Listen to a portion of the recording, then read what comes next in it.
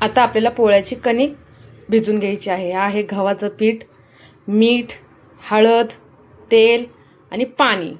आपण याच्यामध्ये मैद्याचा कुठेही वापर करणार नाही आहे. आपण प्युअर गव्हाच्या पिठाची पुरणपोळी करणार आहोत.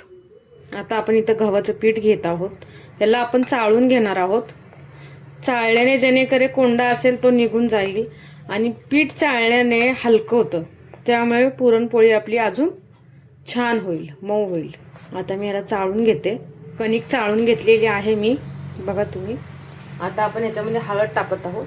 हळद थोडीशी टाकायची आहे, नाही तर पोळ्या खूप पिवळ्या होतील, कारण आपण पुरणामध्ये पण हळदचा वापर केलेला आहे.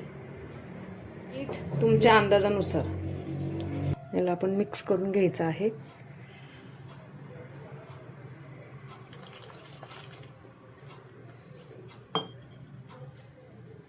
आपल्याला पोळ्याची कणिक थोडीशी पातळच ठेवायची आहे, जेणेकरून आपल्या पोळ्या मऊ लुसलुशीत होतील. आता आपण हिला थोडं थोडं पाणी टाकून मऊसर अशी मळून घेणार आहोत.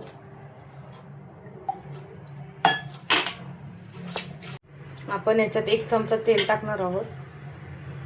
ते 2 चमचे तेल टाकायचं आहे.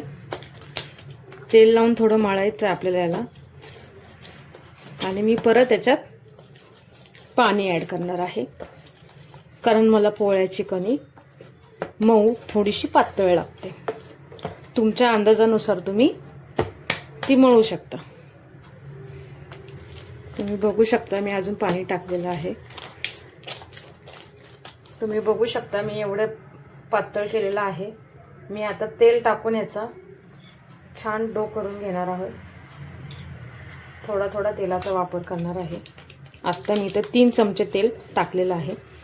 तुमच्या अंदाजानुसार तुम्ही तेलाचा वापर करा. तुम्ही बघू शकता इथे आपली कणिक मळून झालेली आहे. हिला 5 ते 10 मिनिटं आपण भिजवणार आहोत आणि पुन्हा हिला आपण तेलाचा हात लावून मळून घेणार आहोत. पोळ्या करायला घेत आहोत आता आपण.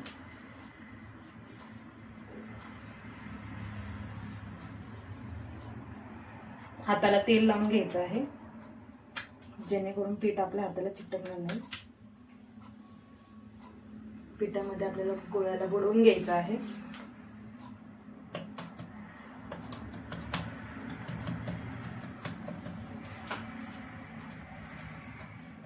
अशा टाईपमध्ये तुम्ही तुमची पारी करू शकता. पूर्णाचा गोळा घ्यायचा आहे.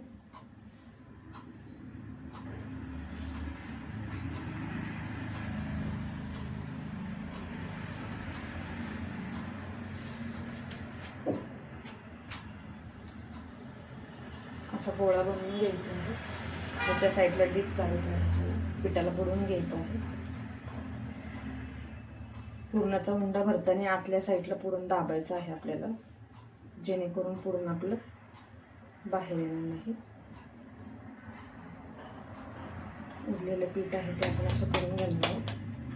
परत आपण याच्यात बुडवणार आहोत. आपल्याला खालची साईड वरती करायची आहे.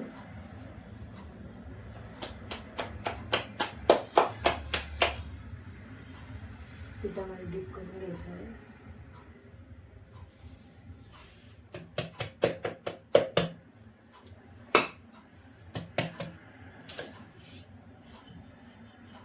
पोळी लाटून घेणार आहोत.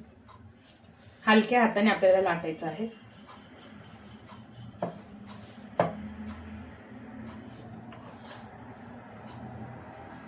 पुरण काटोकाट पोचलं पाहिजे.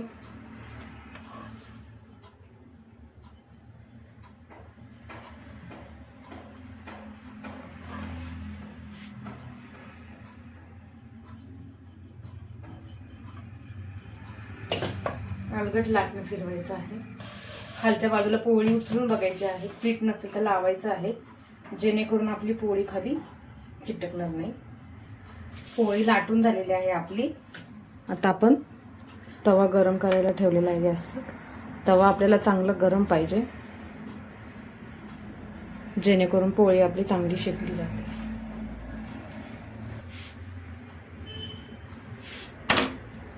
पोळीला पलटी करून घेतलेली आहे आपण.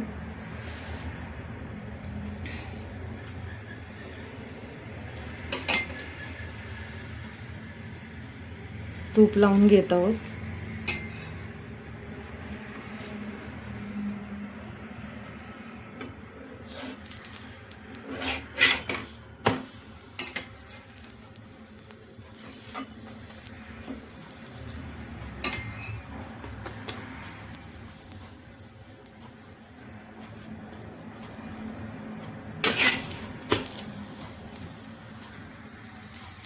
बघू शकता तुम्ही टम्म अशी आपली पुरणपोळी फुगलेली आहे.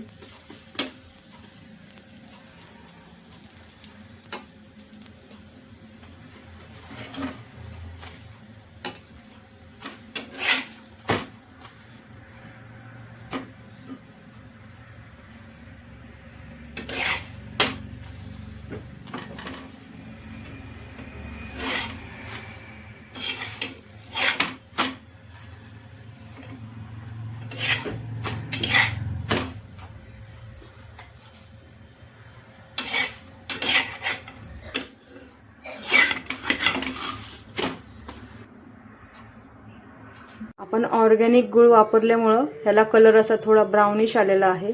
जर तुम्हाला ब्राउनिश कलर नको आहे तर तुम्ही येलो कलरचा गूळ वापरा, जेणेकरून पोळ्या अजून पिवळ्या धम्मक दिसतील, छान दिसतील. पण मी इथं ऑर्गॅनिक गूळ वापरलेला आहे. तयार आहे आपली मुगाची पुरणपोळी, मऊ लुसलुशीत साजूक तुपाबरोबर.